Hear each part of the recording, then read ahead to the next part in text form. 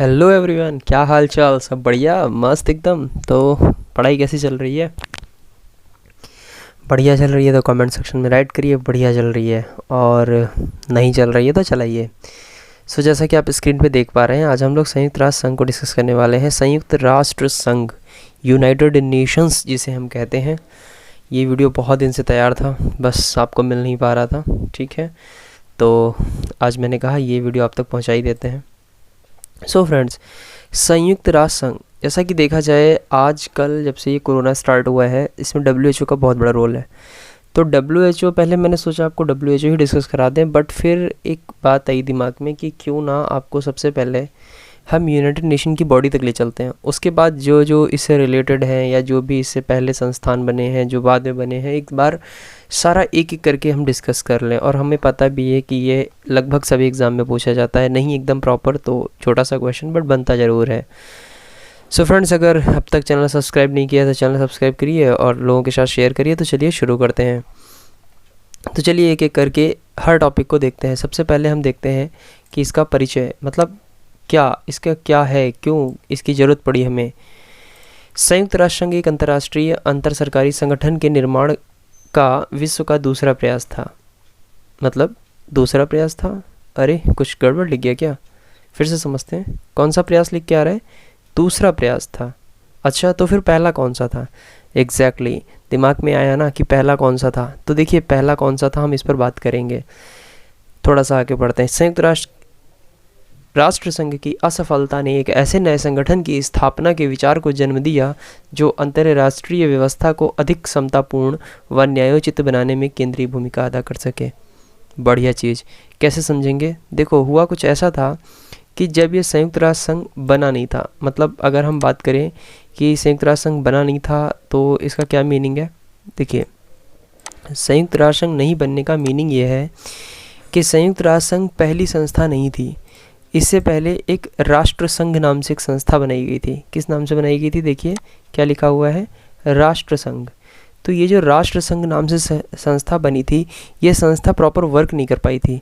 इसको बनाया इसलिए गया था कि आने वाले टाइम में कभी भी वर्ल्ड वॉर देखने को नहीं मिले, ठीक है ना। पढ़ते हैं अगली लाइन, समझ आएगा। संयुक्त राष्ट्र की पूर्ववर्ती, देखिए यहाँ लिखा है, संस्था लीग ऑफ नेशंस, जिसे हम राष्ट्र संघ कहते हैं, एक ऐसा संगठन था जिस पर प्रथम विश्व युद्ध की परिस्थितियों में पहली बार विचार किया गया। मतलब जब फर्स्ट वर्ल्ड वॉर होता है उसके बाद लोग सोचते हैं कि यार ये ऐसे चलेगा तो कैसे, मतलब ह्यूमंस कैसे सरवाइव करेंगे। ये सब सारी चीज़ें सोचने के बाद क्या किया जाता है, जिम्मेदारी उठाई जाती है कि अब ऐसा नहीं होगा। और अगर ऐसा नहीं होगा तो फिर क्या होगा? तो एक सिंपल सी बात यही रखी गई सामने कि भाई देखो, युद्ध नहीं करना है तो एक संस्था बनाओ और उस संस्था के ऑर्डर्स को सभी फॉलो करेंगे। ऑर्डर्स नहीं, मतलब उसकी राय को सभी फॉलो करेंगे। ये वही संस्था थी जिसे हम लोग लीग ऑफ नेशंस कहते हैं, ठीक है ना। तो एक संगठन था जिस पर प्रथम विश्व युद्ध की अभी क्या होता है, इस पर विचार क्यों किया गया? एक 1919 में वर्साय संधि हुई थी, ठीक है ना। वर्साय की संधि के तहत अंतर्राष्ट्रीय सहयोग को बढ़ावा देने व शांति और सुरक्षा प्राप्त करने के लिए इसको स्थापित किया गया था। मतलब ये कि अंतर्राष्ट्रीय स्तर पर जो दिक्कतें चल रही थी, ठीक है ना, अंतर्राष्ट्रीय स्तर पर बहुत ऐसे दिक्कतों की बात करी जाए तो बहुत सारी ऐसी दिक्कतें होती हैं, ठीक है। ऐसी ही दिक्कतें चल रही थी जिसकी वजह से इसको तैयार किया गया था। और फाइनली क्या होता है, जब सेकंड वर्ल्ड वॉर हो जाता है, ठीक है, जब सेकंड वर्ल्ड वॉर हो जाता है तो उस टाइम पर लोगों को ऐसा लगता है कि यार जिस काम के लिए इसको तैयार किया गया था, मतलब वो काम तो हुआ नहीं, ठीक है ना। तो जिस काम के लिए इसे तैयार किया गया था वो काम तो हुआ नहीं। तो अगर वो काम नहीं हुआ तो इसका मतलब है कि ये जो ऑर्गेनाइजेशन हमने बनाया था, ये ऑर्गेनाइजेशन प्रॉपर वर्क नहीं कर पाया, ठीक है। हाँ, इसके बाद ही संयुक्त राष्ट्र संघ आया था। चलिए एक बार समझते हैं। तो ये चीज़ आपको समझ आ गई ना कि संयुक्त राष्ट्र संघ जो थी उसका क्या इशू हुआ था। क्लियर हो गया ना सारा? आपका सारा क्लियर हो गया ना? चलिए ठीक है, थोड़ा सा आगे चलते हैं। अब आते हैं संयुक्त राष्ट्र पे, ठीक है। देखते हैं क्या है संयुक्त राष्ट्र। संयुक्त राष्ट्र नाम संयुक्त राज्य अमेरिका के राष्ट्रपति फ्रैंकलिन डी रूजवेल्ट द्वारा दिया गया था। इम्पॉर्टेंट लाइन है, हमेशा याद रखेंगे कि ये जो संयुक्त राष्ट्र नाम हम पढ़ते हैं ये किसके द्वारा दिया गया था? तो अमेरिका के प्रेसिडेंट थे फ्रैंकलिन डी रूजवेल्ट, ठीक है ना। इनके द्वारा ये नाम दिया गया था कि इस बॉडी का नाम क्या होगा? संयुक्त राष्ट्र होगा, ठीक है, डन। आगे बढ़ते हैं। 7 अक्टूबर 1944, डेट बहुत इंपॉर्टेंट है, ठीक। डेट इम्पॉर्टेंट है सारी, ठीक है, ध्यान रखेंगे। 7 अक्टूबर 1944 को संयुक्त राष्ट्र के प्रस्तावित ढांचे को प्रकाशित किया गया, मतलब एक ढांचा तैयार किया गया कि ये कैसे वर्क करेगा, ठीक है ना। तो इसके वर्क मतलब ये जो ऑर्गेनाइजेशन बनेगी, इस ऑर्गेनाइजेशन को लोग कैसे फॉलो करेंगे, इसके लिए एक प्रॉपर विधिवत, मतलब जैसे नहीं कहते हैं, एक एजेंडा तैयार किया गया है। वही चीज़ बताई जा रही है कि ये कब हुआ, 7 अक्टूबर 1944 को हुआ। इनमें प्रस्तावों पर आगे चलकर याल्टा सम्मेलन में विचार विमर्श किया गया। एक सम्मेलन हुआ था याल्टा सम्मेलन, जिस पर इस पर बात की गई, ठीक है ना, विचार विमर्श किया गया, जहां सोवियत संघ, अमेरिका, ब्रिटेन के राष्ट्राध्यक्षों की बैठक हुई। तो अगर ये कोई कहता है कि यहाँ पर कौन कौन मौजूद था, तो आप बता सकते हैं यहाँ पे कौन कौन था। तो यहाँ पर सोवियत संघ था, जिसे हम USSR कहते हैं, अमेरिका था, ब्रिटेन था, ये सभी लोग हुए थे, ठीक है ना। अंत में अंतर्राष्ट्रीय संगठन ने संबंधित संयुक्त राष्ट्र सम्मेलन में 50 देशों के प्रतिनिधि शामिल हुए। तो अगर पूछा जाए कि इसमें कितने देशों के सम्मिलित हुए थे, तो इसमें 50 देश के प्रतिनिधि सम्मिलित हुए थे। 25 अप्रैल 1945 को सैन फ्रांसिस्को में आयोजित इस सम्मेलन को सभी सम्मेलनों की समाप्ति करने वाला सम्मेलन माना जाता है, जहां नए संगठन का संविधान तैयार किया गया। ये डेट इंपॉर्टेंट इसलिए है क्योंकि 25 अप्रैल 1945 को इस सम्मेलन, मतलब ये जितने भी सम्मेलन हो रहे थे उसके बाद का ये फाइनल सम्मेलन माना गया, और इसमें UN का चार्टर तैयार कर लिया गया कि आने वाले टाइम में UN इस तरीके से वर्क करेगा। उसके बाद होता है 26 जून 1945 की डेट। तो होता यह है कि इस 50 देश जो थे, इन्होंने इस पर हस्ताक्षर कर दिए। देखिए 50 देशों ने 26 जून 1945 को हस्ताक्षर किए, लेकिन देश जब भी आते हैं आपको उसमें 51 आपको देखने को मिलता है कि 51 देश थे। तो कौन सा 51वां था? पोलैंड, जो शामिल नहीं हो पाया था।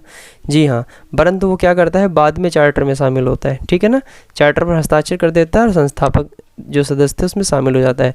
तो इस तरीके से 51 हो गए, ठीक है। लिखित अनुमोदनों की अपेक्षित संख्या अमेरिकी विदेश विभाग में जमा हो जाने के बाद 24 अक्टूबर 1945 से यह चार्टर प्रभावी हो गया। पता है ना कि हम लोग क्या बोलते हैं, 24 अक्टूबर 1945 ही तो डेट याद करिए ना आपने।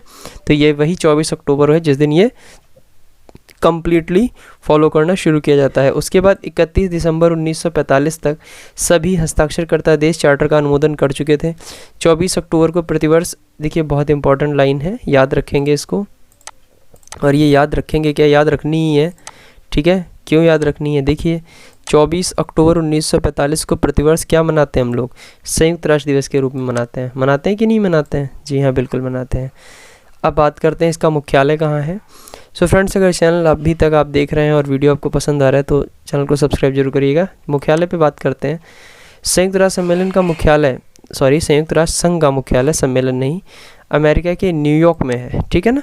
ये अमेरिका के कहाँ है? न्यूयॉर्क में है। फ्रेंड कभी कभी मतलब आप नॉलेज के लिए अपने याद रख सकते हो कि इसको ना $85 लाख में ख़रीदा गया था एक्चुअली, ठीक है ना। अच्छा, तो मुख्यालय के अलावा कुछ और भी इसकी संस्थाएं हैं, जैसे जिनेवा में है, कोपेनहेगन में है, ठीक है। आगे बढ़ते हैं। भाषाओं की अगर बात करें, बहुत इंपॉर्टेंट क्वेश्चन बनता है UN में। टोटल कितनी भाषाएं हैं? इसमें 6 भाषाओं को इसमें जो है मान्यता दी गई है। 6 भाषाएं, 6 भाषाएं इसमें स्वीकृत की गई हैं, इनको राजभाषा माना जाता है, ठीक है। 6 भाषाएं हैं इसमें। कौन कौन सी हैं? देखिए अरबी, चीनी, अंग्रेजी, फ्रांसीसी, रूसी और स्पेनी। देखिए इसमें हिंदी नहीं है, हिंदी को बहुत मतलब जोड़ दिया जा रहा है कि हिंदी को इसमें शामिल कर लिया जाए, बट अभी नहीं है। अगर आने वाले टाइम में आती है तो हम लोग इस पर डिस्कस करेंगे, जैसा भी होगा। केवल अच्छा, ये तो हो गई जो भाषाएं मान्यता प्राप्त हैं। तो टोटल कितनी भाषाएं मान्यता प्राप्त हैं? जो अभी हम लोगों ने बात करी 6, परंतु क्या कहते हैं कि 2 इसके ऑफिशियल, मतलब जिनमें वर्किंग लैंग्वेज अगर माने इनमें संचालन होता है, तो ऐसी जो है वो 2 ही हैं केवल। कौन कौन सी हैं? अंग्रेजी और फ्रांसीसी हैं। नेक्स्ट चलते हैं, संयुक्त राष्ट्र और भारत। एक बार देख लेते हैं कि भारत के परिप्रेक्ष्य में हमने इसमें क्या क्या किया है, इम्पॉर्टेंट है। भारत संयुक्त राष्ट्र के उन प्रारंभिक सदस्यों में शामिल था जिन्होंने 1 जनवरी 1942 को वॉशिंगटन में संयुक्त राष्ट्र घोषणा पर हस्ताक्षर किए थे। देखिए भारत इसका फाउंडर मेंबर है, भारत UN का फाउंडर मेंबर है। भारत उससे भी पहले से इससे जुड़ा हुआ है। जब 1 जनवरी 1942 को ये बात की गई थी ना, तो उस समय भी भारत ने कहा था कि हाँ ये ठीक है। 25 अप्रैल से 26 अप्रैल जून 1945 तक फ्रांसिस्को में ऐतिहासिक संयुक्त राष्ट्र अंतर्राष्ट्रीय संगठन सम्मेलन में भाग लिया था। मतलब भारत इसमें भी था। संयुक्त राष्ट्र के संस्थापक सदस्य के रूप में भारत संयुक्त राष्ट्र के उद्देश्यों और सिद्धांतों का पुरजोर समर्थन करता है। मतलब भारत ऐसा मानता है कि ये जो काम करता है वो ठीक है, इसीलिए उसका समर्थन करता है। चार्टर के उद्देश्यों को लागू करने तथा संयुक्त राष्ट्र के विशिष्ट कार्यक्रमों और एजेंसियों के विकास में महत्वपूर्ण योगदान दिया।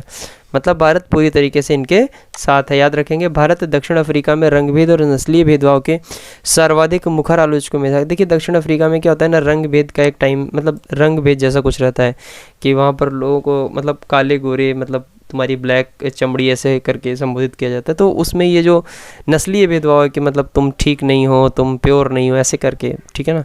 तो वहाँ पे जो रहता है वो भारत ने इसके लिए आवाज़ उठाई थी।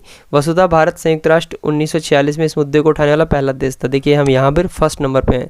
रंग भेद के विरुद्ध आम सभा द्वारा स्थापित उप समिति के गठन में अग्रणी भूमिका हमने निभाई थी। भारत 43 शांति स्थापना, देखिए ये जो आपका यूएन है ये क्या करता है, जब कभी ऐसा होता है कि बहुत ज़्यादा कहीं पर टेंशन होती है तो वहाँ पर शांति दूत भेजता है। तो भारत कितनी 43 बार जा चुका है, ठीक है ना, इसमें भागीदारी रह चुका है। जून 1920 में संयुक्त राष्ट्र सुरक्षा परिषद का अस्थायी सदस्य चुना गया है। तो भारत जो है संयुक्त राष्ट्र के जो सुरक्षा परिषद है उसका सदस्य चुना गया है अस्थायी तरीके से। बात करेंगे इस पर, ठीक है ना, अलग चीज़ है, अलग टॉपिक है, बात करेंगे, बट बॉडी वही है, ठीक है ना, इसी से निकली हुई एक बॉडी है, इस पर अलग बात करेंगे, ठीक है। एक बार देख लेते हैं इसके ध्वज के बारे में क्या बात हो रही। संयुक्त राष्ट्र के ध्वज को 1947 में आधिकारिक प्रतीक के रूप में अंगीकृत किया गया। मतलब जो इसका ध्वज है ना, जो आप ब्लू कलर का देखते हैं, जो आपको सबसे स्टार्टिंग में दिखाया गया था, देखिए ये इस तरीके से, ठीक है ना, बहुत इंपॉर्टेंट है, याद रखेंगे। अच्छा क्या है, पढ़ते हैं फिर से एक बार। ध्वज क्या कहता है, ध्वज के हल्के नीले रंग की पृष्ठभूमि के सफ़ेद अंतर्गत सफ़ेद रंग से विश्व के वृत्ताकार मानचित्र जैसा कि उत्तरी ध्रुव में दिखाई देता है को दर्शाया गया है। जो जैतून, ये बहुत इंपॉर्टेंट है कि मतलब ये क्या है, तो ये याद रखेंगे, ये जैतून की शाखाओं के हार द्वारा घिरा हुआ है। जैतून की शाखाएं किसका प्रतीक होती हैं? अगर मैं कभी आपसे पूछ लूँ कि जैतून की शाखाएं किसका प्रतीक हैं, तो आपका जवाब क्या होना चाहिए? शांति का प्रतीक है। अब बात करते हैं संयुक्त राष्ट्र के अंग की। संयुक्त राष्ट्र के कितने अंग हैं? तो संयुक्त राष्ट्र के मुख्य रूप से अगर देखा जाए तो 6 अंग माने जाते हैं, जिसमें संयुक्त राष्ट्र महासभा, सुरक्षा परिषद जिसकी अभी ऊपर बात हो रही थी, संयुक्त राष्ट्र आर्थिक एवं सामाजिक परिषद, संयुक्त राष्ट्र न्यास परिषद, अंतर्राष्ट्रीय न्यायालय, संयुक्त राष्ट्र सचिवालय। देखिए कभी भी आपसे इनसे बहुत ज़्यादा क्वेश्चंस नहीं पूछे जाएंगे, बट फिर भी मैं इनको आपको बताने जा रहा हूँ, ठीक है। तो अगर आपको वीडियो में लगता है कि ये बेकार की चीज़ें हैं, आपको नहीं पढ़नी है, तो आप वीडियो स्किप कर सकते हैं, ठीक है। चलिए देखते हैं। अच्छा एक क्वेश्चन और है कि ये जो 6 के 6 अंग हैं ये कब आए? तो स्थापना 1945 में जब हुई उसी समय ये 6 अंग शामिल हुए। नंबर 1 संयुक्त राष्ट्र महासभा। महासभा संयुक्त राष्ट्र का महत्वपूर्ण अंग है। यह विचार विमर्श, नीति निर्धारण जैसे कार्यों के लिए उत्तरदायी। मतलब ये कि जो भी डिसीजन लिया जाता है वो सबसे पहले कहाँ रखा जाता है? महासभा में, वहीं से आता है। महासभा में संयुक्त राष्ट्र के 193 सदस्य राष्ट्रों का प्रतिनिधित्व है, जो सार्वभौमिक प्रतिनिधित्व वाला एकमात्र संयुक्त राष्ट्र निकाय है। मतलब इसमें 193 देश एक साथ आकर बैठते हैं, जनरल असेंबली बोलते हैं। प्रतिवर्ष सितंबर में संयुक्त राष्ट्र के सभी सदस्यों की वार्षिक महासभा का आयोजन किया जाता है। अगर आपसे पूछा जाए कब होती है वार्षिक बैठक, तो आप बता सकते हैं कि ये सितंबर के मंथ में होती है। आयोजन न्यूयॉर्क के जनरल असेंबली में किया जाता है। इसमें सामान्य बहस होती है, कई राष्ट्र प्रमुखता से भाग लेते हैं, और हम सब ये सब जानते हैं, ठीक है ना, क्योंकि देखिए ना मोदी जी जाते रहे, जब गए थे तो उन्होंने एक बार स्पीच दिया था, ठीक है। महासभा में महत्वपूर्ण प्रश्नों पर निर्णय लेने जैसे कि शांति एवं सुरक्षा, नए सदस्यों के प्रवेश तथा बजटीय मसलों के लिए 2/3 बहुमत की आवश्यकता होती है। मतलब अगर आप कोई भी निर्णय लेना चाहते हैं तो वहाँ पर 2/3 का रूल फॉलो किया जाता है।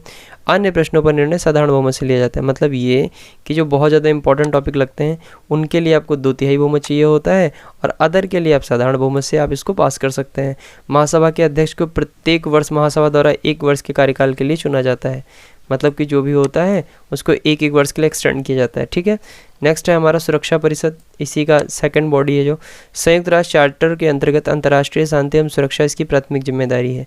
देखिए नाम में ही क्या लिखा है? सुरक्षा परिषद। तो अगर नाम में ही सुरक्षा परिषद लिखा है तो सीधी सी बात है, इसको सुरक्षा तो दिखानी होगी। क्या संयुक्त राष्ट्र चार्टर के अंतर्गत शांति एवं सुरक्षा की प्राथमिक जिम्मेदारी, मतलब शांति और सुरक्षा इसकी इस बॉडी पर डिपेंड करती है। सुरक्षा परिषद 15 सदस्य राज्यों से मिलकर बनी है। कितने सदस्य हैं? 15, जिसमें 5 स्थायी। बहुत इंपॉर्टेंट लाइन है, मैं आपसे कह रहा हूँ इस लाइन को आप ना बिल्कुल गांठ बांध दीजिए, ये क्वेश्चन आता ही आता है। जिसमें 5 स्थायी सदस्य हैं, चीन, फ्रांस, रूस, यूनाइटेड किंगडम और संयुक्त राज्य अमेरिका। ये बहुत इंपॉर्टेंट है, 5 के 5 आपको याद रखने हैं, ठीक है। चीन, फ्रांस, रूस, यूनाइटेड किंगडम और संयुक्त राज्य अमेरिका। और उसके बाद इसमें जो 10 हैं वो अस्थायी हैं, ठीक है। 10 गैर स्थायी, ये जो कि 2 वर्ष के लिए क्षेत्रीय आधार पर चुने जाते हैं, ठीक है ना। आगे है वीटो पावर। इस सुरक्षा परिषद की किसी भी प्रस्ताव को वीटो करने के लिए स्थायी सदस्य की शक्ति को संदर्भित करती है। देखिए क्या होता है वीटो। वीटो का मतलब होता है मैं मना करता हूँ। वीटो का मतलब क्या होता है, मैं मना करता हूँ, मतलब मैं स्वीकृति नहीं देता। देखिए इसमें एक जो 5 सदस्य हैं ऊपर जो आप देख रहे हैं, इसमें कुछ इसको इस तरीके से डिज़ाइन किया गया है कि अगर इनमें से कोई भी सदस्य वीटो का इस्तेमाल करता है तो फिर वो प्रस्ताव माना नहीं जाता है, ठीक है ना। इसी वजह से भारत इसका मेंबर नहीं बन पा रहा है, क्योंकि चीन कभी भी ये चीज़ स्वीकारता ही नहीं है।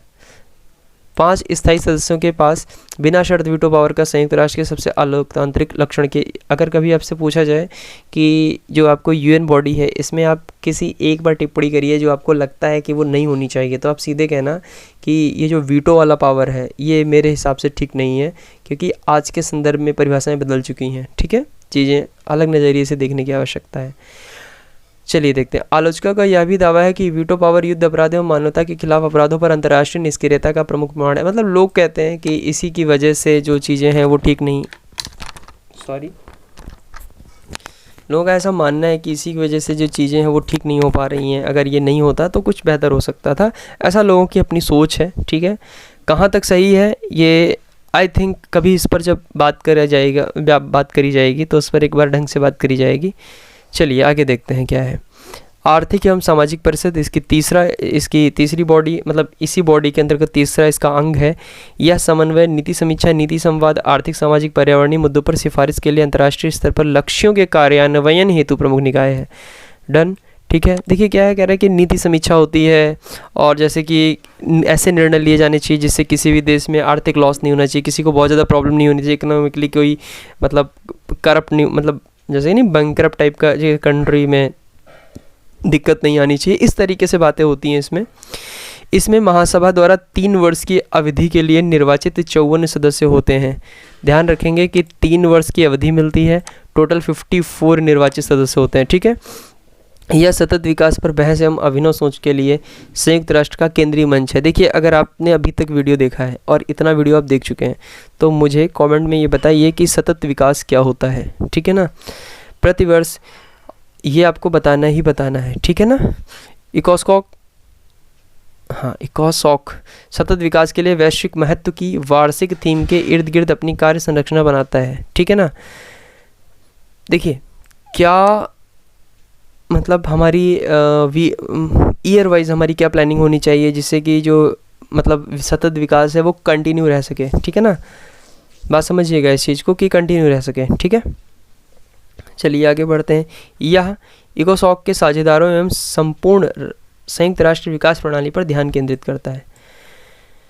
मतलब देखिए मतलब आप इस लाइन को ऐसे समझिए कि जैसे वैश्विक महत्व की जो थीम रखी जाती है, मतलब क्या वैश्विक महत्व किस चीज़ पर डिपेंड करता है, और ये जो बॉडी है वो उसी पर कार्य करती है, ठीक है। यह संयुक्त राष्ट्र की 14 विशिष्ट एजेंसियों, 10 कार्यात्मक आयोग और 5 क्षेत्रीय आयोग के कार्यों का समन्वय करता है। जी हाँ, इस पर हम लोग बात करेंगे। ये जो हमारा टॉपिक है, ये मेरा जो मूड है पढ़ाने का आपको वो यही है कि यहाँ पर ये जो आया है, जस्ट अ मिनट, ये जो लाइन आई है ना, मैं आपको इतनी बॉडी पढ़ाना चाहता हूँ जो यहाँ पर लिखी हुई हैं। बाकी जैसा टाइम रहेगा हम वैसा करेंगे, बट मैं आपको ये पढ़ाना चाहता हूँ इतना सारा। 9 संयुक्त राष्ट्र निधियों और कार्यक्रमों से रिपोर्ट प्राप्त करता है और संयुक्त राष्ट्र प्रणाली व सदस्य राज्यों के लिए नीतिगत सिफारिशें जारी करता है। ये अलग अलग जो 5 क्षेत्रीय आयोग हैं, 10 कार्यात्मक आयोग हैं, 14 विशिष्ट एजेंसियाँ, मैं ये आपको पढ़ाना चाहता हूँ। अगला है न्यास परिषद, ठीक है। वर्तमान में काम में नहीं है बट देखते हैं क्या है। इसकी स्थापना वर्ष 1945 में संयुक्त राष्ट्र के चार्टर 13 मतलब जो अध्याय 13 है उसके तहत की गई थी। न्यास क्षेत्र संयुक्त राष्ट्र की न्यास परिषद द्वारा एक प्रशासनिक प्राधिकरण के तहत रखा गया एक गैर स्वशासित क्षेत्र है। संयुक्त राष्ट्र के न्यास क्षेत्र शेष राष्ट्रों में संघ अधिदेशों को लागू करने हेतु उत्तरदायी है और ये अस्तित्व में जब लीग ऑफ नेशंस अस्तित्व में आया 1946 में समाप्त हो गया। देखिए न्यास परिषद का जो गठन किया गया जब लीग ऑफ नेशंस ख़त्म हुआ, कह रहा है 1946 में, उस समय इसका बढ़ गया। मतलब क्या है ये, एक तरीके से ना ये ट्रस्टीशिप वाला काम है, ठीक है ना, ऐसे ट्रस्टी वाला होता है उस तरीके से ये काम करता है। इसे 11 नया क्षेत्रों के लिए अंतर्राष्ट्रीय पर्यवेक्षण प्रदान करना था, जिसे 7 सदस्य राज्यों के प्रशासन के तहत रखा गया था। साथ ही इन क्षेत्रों के स्वशासन एवं स्वतंत्रता हेतु पर्याप्त कदम उठाए गए थे। बहुत इंपॉर्टेंट लाइनें नहीं हैं, बट ठीक है, आपके काम की है। जो लोग मतलब थोड़ा सा अपर लेवल की तैयारी कर रहे हैं, ये उनके लिए है, लाइक पीसीएस वगैरह, उनके कभी इससे पूछा जा सकता है कि ये कब वर्किंग बंद कर दी इसने। वर्ष 1994 तक सभी न्याय क्षेत्रों ने स्व सरकार को स्वतंत्रता प्राप्त कर ली थी। न्याय परिषद ने 1 नवंबर 1900, ये लाइन इंपॉर्टेंट है, ठीक है ना, तो ये लाइन इंपॉर्टेंट है और इस लाइन को ध्यान रखेंगे। न्याय परिषद ने 1 नवंबर 1994 में संचालन बंद कर दिया, ठीक है। उसके बाद बात करते हैं अंतर्राष्ट्रीय न्यायालय की, जस्ट अ मिनट, अंतर्राष्ट्रीय न्यायालय की बात करते हैं, ठीक है, इसी का टॉपिक है। अंतर्राष्ट्रीय न्यायालय संयुक्त राष्ट्र का एक प्रमुख न्यायिक अंग है। देखिए एक न्यायिक अंग भी है इसका। यह जून 1945 में संयुक्त राष्ट्र के चार्टर द्वारा स्थापित किया गया था और अप्रैल 1946 से इसने कार्य करना शुरू किया। 45 में स्थापित हुआ, 1946 से इसने कार्य करना शुरू कर दिया अप्रैल मंथ से। अंतर्राष्ट्रीय न्यायालय ने अंतर्राष्ट्रीय न्याय के स्थायी न्यायालय permanent court of international justice का स्थान लिया। मतलब अंतर्राष्ट्रीय न्यायालय जो है वो इस वाली बॉडी के स्थान पर आया, ठीक है ना, जिसकी स्थापना कब की गई थी, 1920 में की गई थी। आगे बात करते हैं सचिवालय की। सचिवालय में संयुक्त राष्ट्र के महासचिव एवं हजारों संयुक्त राष्ट्र कर्मचारी सदस्य शामिल होते हैं, जो महासभा और संगठन के अन्य प्रमुख अंगों द्वारा अधिदेशित संयुक्त राष्ट्र के दिन प्रतिदिन के कार्यों को पूर्ण करते हैं, ठीक है ना। सेक्रेटरीट का काम क्या होता है, यही तो काम होता है ना, कि आपको डेली के कामों पर ध्यान रखना है, ठीक है। महासचिव संगठन का मुख्य प्रशासनिक अधिकारी होता है, जिसका महासचिव होता है वो प्रशासनिक अधिकारी माना होता है, जिसे सुरक्षा परिषद की सिफारिश पर महासभा द्वारा 5 वर्ष के लिए नियुक्त किया जाता है। कितने वर्ष के लिए नियुक्त किया गया, 5 वर्ष के लिए। ये कभी कभी पूछा भी जाता है कि बताइए महासचिव कौन है, ठीक है ना, आप बताइए कमेंट करके इस समय वर्तमान में कौन है। संयुक्त राष्ट्र के कर्मचारियों की अंतर्राष्ट्रीय में स्थानीय स्तर पर नियुक्तियां की जाती हैं और ये अपने कार्यस्थलों के संपूर्ण विश्व की शांति अभियानों पर काम करते हैं। मतलब कैसे वर्ल्ड में पीस बनाई जा सकती है, ठीक है। अच्छा, संयुक्त राष्ट्र की विशिष्ट एजेंसियाँ, मतलब संयुक्त राष्ट्र में कुछ एजेंसियाँ, विशिष्ट एजेंसियाँ काम करती हैं। संयुक्त राष्ट्र की विशिष्ट एजेंसियाँ संयुक्त राष्ट्र के साथ काम करने वाले स्वायत्त संगठन है, मतलब अपनी मर्जी से काम करने वाले, अपने आप काम करते हैं, ठीक है ना, बस जुड़े हुए हैं संयुक्त राष्ट्र के साथ, ठीक है। इन सभी को संयुक्त राष्ट्र के साथ संबंधों में समझौता के माध्यम से लाया गया है। मतलब ये संयुक्त राष्ट्र का जो चार्टर है उसके अकॉर्डिंग वर्क करेंगे, बट ऐसा नहीं है कि ये पूरी तरीके से इनके अंडर में काम करेंगे, वायलेशन नहीं करेंगे यूएन के चार्टर का, ठीक है ना। इसमें से कुछ प्रथम विश्व युद्ध से पहले से अस्तित्व में और कुछ बाद में जुड़ी हैं। अन्य की स्थापना लगभग संयुक्त राष्ट्र के साथ ही हो गई थी। इनकी स्थापना संयुक्त राष्ट्र द्वारा उभरती आवश्यकताओं को पूरा करने के लिए की गई थी। संयुक्त राष्ट्र चार्टर के अनुच्छेद 5 एवं 63 में विशिष्ट एजेंसियों के निर्माण का प्रावधान है। इंपॉर्टेंट लाइन है, आपको पता होनी चाहिए कि संयुक्त राष्ट्र में अगर कोई भी बॉडी जुड़ती है तो वो किस वजह से जुड़ती है, तो अनुच्छेद 5 एवं 63 में विशिष्ट एजेंसियों के निर्माण का प्रावधान है। अब हम देख लेते हैं कि संयुक्त राष्ट्र करता क्या है, ठीक है ना। शांति सुरक्षा बनाए रखना, नाभिकीय हथियारों के प्रसार को रोकना, निरस्त्रीकरण का समर्थन करना, नरसंहार को रोकना, विकास को बढ़ावा देना, ग्रामीण क्षेत्रों में गरीबी को कम करना, अफ्रीकी विकास पर ध्यान देना, महिला कल्याण को बढ़ावा देना, भुखमरी से निपटना, बाल कल्याण हेतु प्रतिबद्धता, पर्यटन पर ध्यान देना, ऐतिहासिक, सांस्कृतिक, वास्तुकला एवं प्राकृतिक स्थलों का संरक्षण करना, लोकतंत्र को बढ़ावा देना, दक्षिण अफ्रीका में रंग भेद, महिलाओं के अधिकारों को बढ़ावा देना, प्रमुख अंतर्राष्ट्रीय विवादों को हल करना, मतलब उसमें सहायता करना, अंतर्राष्ट्रीय अपराध से निपटना, शरणार्थियों की सहायता करना, प्रजनन में मातृ स्वास्थ्य को बढ़ावा देना। कहने का मतलब ये है, संयुक्त राष्ट्र को अगर देखा जाए, देखिए ये अकेले वर्क नहीं करता है, इसने अलग अलग काम के लिए अलग अलग बॉडी बना रखी हैं और सारा काम सारी बॉडी मिलकर करती हैं, कोई एक नहीं करता है। तो आप इस तरीके से इसे समझ सकते हैं कि हर इसमें से जितने भी आप एक तरफ निकाल पाएँ, जैसे बाल कल्याण हो गया तो उसने एक अलग बना रखी है बॉडी, इस तरीके से बहुत सारी बॉडी बनी हुई हैं, ठीक है ना। लेकिन हाँ, ये सारे के सारे काम किसके अंडर आ जाते हैं, संयुक्त राष्ट्र के अंतर्गत आ जाते हैं, ठीक है ना। आगे बढ़ते हैं। आज के वीडियो का हमारा लास्ट टॉपिक है जो संयुक्त राष्ट्र में हिंदी। जी हाँ, बहुत इंपॉर्टेंट टॉपिक है और आई थिंक आप इसका वेट भी कर रहे होंगे। संयुक्त राष्ट्र, पहली चीज़ समझने का प्रयास करते हैं। संयुक्त राष्ट्र में किसी भाषा को आधिकारिक भाषा के रूप में मान्यता दिए जाने के लिए कोई विशिष्ट मानदंड नहीं है। मतलब कोई ये नहीं कह सकता है कि इस वजह से ये लैंग्वेज होनी चाहिए या इस वजह से ये लैंग्वेज नहीं होनी चाहिए, क्योंकि ऐसा कोई चार्टर नहीं है। किसी भाषा को संयुक्त राष्ट्र में आधिकारिक भाषा के रूप में शामिल किए जाने की प्रक्रिया में संयुक्त राष्ट्र महासभा में साधारण बहुमत द्वारा एक संकल्प उसको स्वीकार करना और संयुक्त राष्ट्र की कुल सदस्यता के 2/3 बहुमत द्वारा उसे अंतिम रूप से संयुक्त राष्ट्र में हिंदी। और ये आज के वीडियो का हमारा लास्ट टॉपिक होने वाला है। देखिए क्या है, संयुक्त राष्ट्र में किसी भाषा को आधिकारिक भाषा के रूप में मान्यता दिए जाने के लिए कोई विशिष्ट मानदंड नहीं, मतलब कोई ऐसा चार्टर नहीं बना है कि इतने चीज़ें होनी चाहिए, इतनी जगह से वेरीफाई होना चाहिए, उसके बाद ऐसा होगा, उसके बाद ये लैंग्वेज इसमें आएगी, ऐसा कुछ नहीं है, ठीक है ना। किसी भाषा को संयुक्त राष्ट्र में आधिकारिक भाषा के रूप में शामिल किए जाने की प्रक्रिया में संयुक्त राष्ट्र महासभा में साधारण बहुमत द्वारा एक संकल्प स्वीकार करना, मतलब कोई भी लैंग्वेज अगर ऐड करनी है तो एक साधारण बहुमत चलता है। संयुक्त राष्ट्र की कुल सदस्यता के 2/3 बहुमत द्वारा उसे अंतिम रूप से पारित होना, मतलब एक बार साधारण बहुमत से कहा गया कि हाँ ये ठीक है, उसके बाद 2/3 बहुमत से उसे पास कर दिया गया और वो लैंग्वेज ऐड हो जानी है, ठीक है, फिर भी नहीं ऐड हो पा रही है। भारत बहुत लंबे समय से प्रयास कर रहा है कि हिंदी भाषा को संयुक्त राष्ट्र की आधिकारिक भाषाओं में शामिल किया जाए। जी हाँ, ये बिल्कुल सही बात है, बहुत ज़्यादा इसका प्रयास किया जा रहा है। भारत का यह दावा इस आधार पर है कि हिंदी विश्व में बोली जाने वाली दूसरी सबसे बड़ी भाषा है, बिल्कुल सही, विश्व भाषा के रूप में स्थापित हो चुकी है। भारत का यह दावा आज इसलिए मजबूत हो जाता है क्योंकि आज भारत विश्व का सबसे बड़ा लोकतंत्र होने के साथ साथ चुनिंदा आर्थिक शक्तियों में शामिल हो चुका है। जी हाँ, भारत की समय पहुँच बहुत अच्छी है। 2015 में भोपाल में हुए विश्व हिंदी सम्मेलन जो भोपाल में हुआ था, उसमें जो शीर्षक था विदेशी नीतियों में हिंदी पर समर्पित था, जिसे हिंदी को संयुक्त राष्ट्र की आधिकारिक भाषा के तौर पर पहचान दिलाने की सिफारिश की गई थी। हिंदी को अंतर्राष्ट्रीय भाषा के तौर पर प्रतिष्ठित करने के लिए फरवरी 2008 में मॉरिशस में विश्व हिंदी सचिवालय भी खोला गया था। मतलब ये कि बहुत प्रयास किए जा रहे हैं कि जल्द आपको यूएनओ में एक लैंग्वेज देखने को मिलेगी, ठीक है ना। अभी मैंने आपको ऊपर पढ़ाया था यूएनओ में कितनी लैंग्वेज हैं। अगर वीडियो यहाँ तक देख रहे हैं तो जाइए और कमेंट करके आइए कि कितनी लैंग्वेज हमने पढ़ी थी, और ये बताइए कि अगर हिंदी शामिल होती है तो वो किस नंबर पर आएगी। संयुक्त राष्ट्र अपने कार्यक्रमों का संयुक्त राष्ट्र रेडियो वेबसाइट पर हिंदी भाषा में प्रसारण करता है। इंपॉर्टेंट चीज़ है ये, मतलब प्रसारण हिंदी में होता है। कई अवसरों पर भारतीय नेताओं ने संयुक्त राष्ट्र में हिंदी में वक्तव्य भी दिए हैं, जैसे 1977 में अटल बिहारी वाजपेयी जी हिंदी में भाषण दिए थे। सितंबर 2014 में प्रधानमंत्री नरेंद्र मोदी ने दिए थे, ठीक है ना। 2015 में संयुक्त राष्ट्र टिकाऊ विकास शिखर सम्मेलन में भी उनका हुआ था। 2015 में सुषमा स्वराज जी ने भी दिया था। इस तरीके से टाइम पर हम हिंदी में संबोधन करते रहते हैं। सो आई होप वीडियो आपको पसंद आया होगा, और thanks for watching and please subscribe our channel. Okay, चलिए ठीक है। और वीडियो कैसा लगा कमेंट सेक्शन में बताइएगा। वीडियो पूरा देखिए, क्योंकि जब तक आप इसे पूरा नहीं देखेंगे तब तक आपको समझ नहीं आएगा। एंड सेकंड थिंग, इस वीडियो का जो पीडीएफ है वो आप हमारे टेलीग्राम चैनल से ले सकते हैं। टेलीग्राम चैनल का लिंक डिस्क्रिप्शन में है। चलिए जल्द मिलते हैं एक नई वीडियो के साथ, एक नई संस्था के साथ। तब तक टेक केयर, बाय बाय।